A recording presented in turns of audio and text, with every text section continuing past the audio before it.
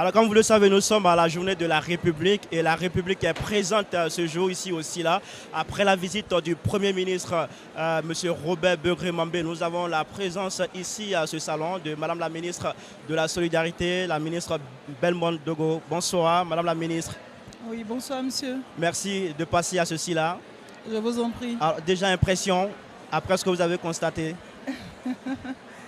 Je tenais à visiter le SILA en ce début d'après-midi, je dirais pour découvrir les stands, voir un peu les livres qui sont exposés et surtout en acheter pour les enfants. Et pour moi c'est important parce que nous savons qu'aujourd'hui, avec les réseaux sociaux, la lecture, je dirais, perd toute sa place. Et il est important de rappeler à la conscience je dirais national et international, que les livres existent et ils doivent exister. Alors, je l'ai dit, on a eu la présence, la visite du Premier ministre, le premier responsable du gouvernement de Côte d'Ivoire, gouvernement dont vous faites partie. Cela représente quoi pour vous? Ça signifie quoi pour vous? Écoutez,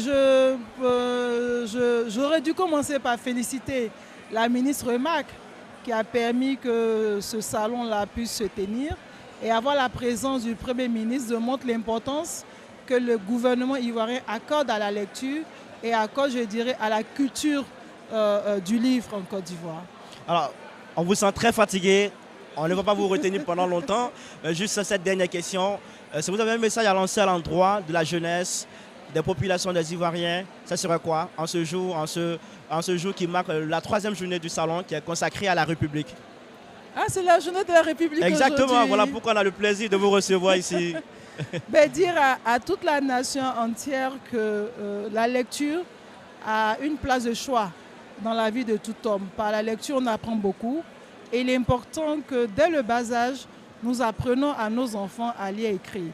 C'est bien les réseaux sociaux, mais il faut savoir faire la part des choses, amener l'enfant à s'habituer aux livres, à lire avec les livres, même si le monde d'aujourd'hui permet à l'enfant d'avoir les livres sur le téléphone, mais je dirais, il n'y a pas mieux d'apprendre que de tenir un livre en papier en main. Voilà le message que je pourrais dire à la nation ivoirienne. Et je me réjouis de passer le jour de la République et dire aux Ivoiriens d'apprendre à lire, mais surtout, de se pencher aussi vers les livres qui parlent de cohésion et de paix. Merci beaucoup. Merci. Alors si vous voulez devenir comme Madame la ministre, il faut lire abondamment. Merci de vous intéresser abondamment à la lecture et aux livres. Merci beaucoup Madame la ministre. Et puis à très bientôt. Merci infiniment. Merci beaucoup. Merci d'être passé. Allez, nous allons continuer ce temps d'antenne depuis le SILA, le Salon international du livre d'Abidjan, qui se tient ici dans la commune de Port-Boué, située au nord d'Abidjan, la capitale économique de la Côte d'Ivoire.